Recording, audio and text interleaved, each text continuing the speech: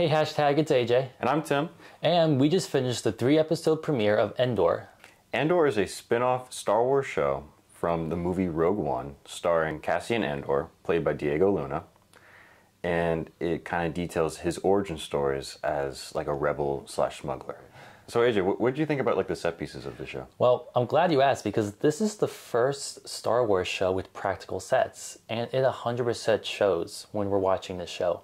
You know, Obi-Wan Kenobi was a little bit disappointing with the set pieces overall.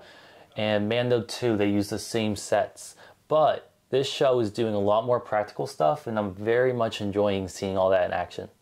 I think it's really clean. I like kind of like the rustic aesthetic of like what we've seen so far. Yeah. And it creates really good world building. So I think it's some really cool stuff. It definitely sets you up in the world a lot better than I think than like Mando or even Obi-Wan recently has done for us. I think world building is like going to be like a huge theme for this show because it's not a traditional Star Wars story. It's kind of disconnected from usual Star Wars characters.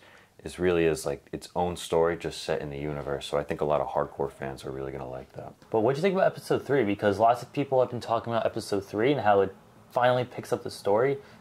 What do you think of this very suspenseful episode? I thought the acting was like super intense for a Star Wars show. Like even just down to the facial features of like the antagonists of the show. Like it was like super intense. So you were saying this is definitely one of the grittier stories that Star Wars has told so far.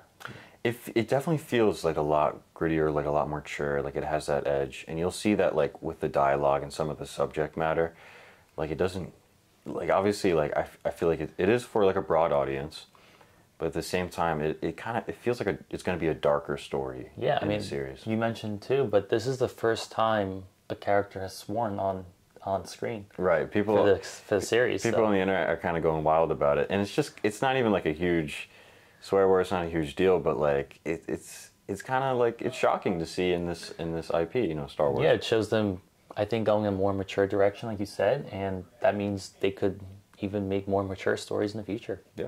So I'll definitely be watching the rest of this show. Again, only 3 episodes out of the 12 have been released. I'm already impressed, so I'm excited to see how this show ends. And yeah, that's all we got time for today. So until next time, hashtag